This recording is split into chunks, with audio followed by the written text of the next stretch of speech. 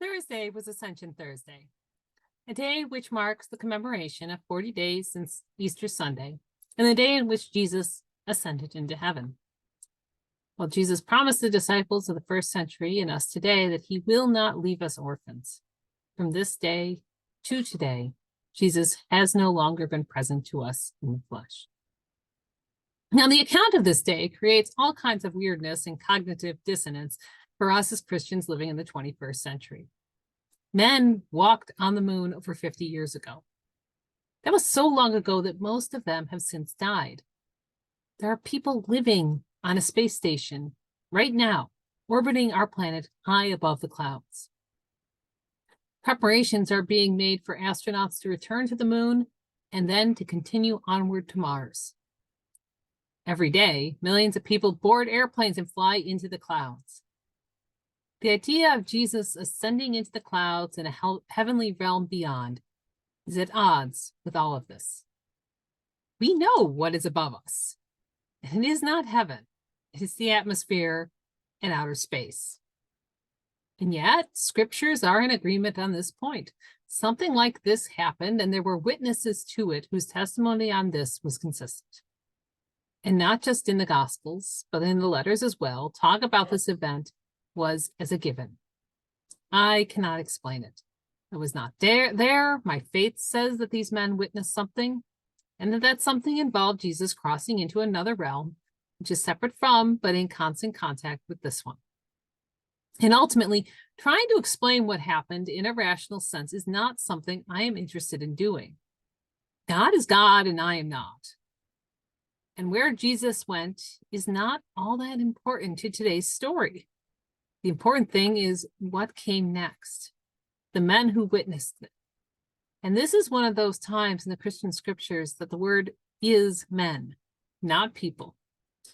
These men just stood there looking up. You can almost see them in your mind's eye, their mouths agape, staring up. It is one of those times in the Bible that we get humor. Jesus has this touching, compassionate moment in which he promises his disciples that he is going away. He will send another to care for them. And then Jesus dramatically, with all kinds of otherworldly, supernatural, special effects, disappears. And the disciples just stand there, staring up at the sky. And one gets the impression it was not just a moment. Rather, like a crowd staring up at a rocket launch, they were there for several minutes, just staring up at the sky. Some were undoubtedly waiting for Jesus to come back again. He did before. Surely this was not the end. Others were probably confused exactly what to do next. Jesus told them that there would be another, but that was not exactly clear on the details. Still others were probably just completely overwhelmed by the whole sequence of events. Just a few weeks had passed from their time up in Galilee with Jesus alive as a teacher. Then there were the events of his arrest, torture, crucifixion, and death. Then the resurrection, and now the ascension.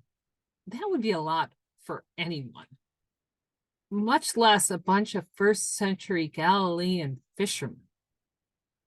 At that point, I would just need to take a breather. And then there is simple astonishment. What just happened? In the midst of this, these two men in white show up. And you can just kind of see them in your mind's eye, coming upon this group of men standing around like statues, staring up at the sky. And again, Acts of the Apostles is a sequel.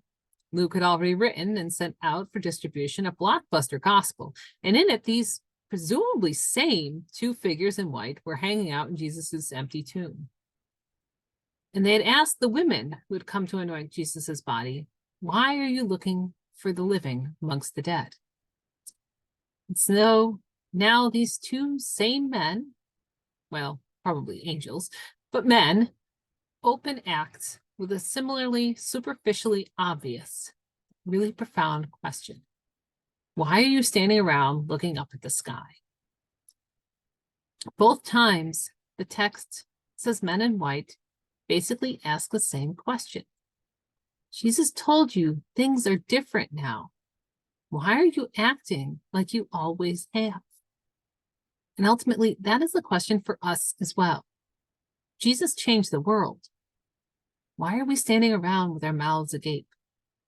Go out and love your neighbor as yourself. Go out and act with justice and righteousness. Go out and live the new world of Jesus into being. Amen.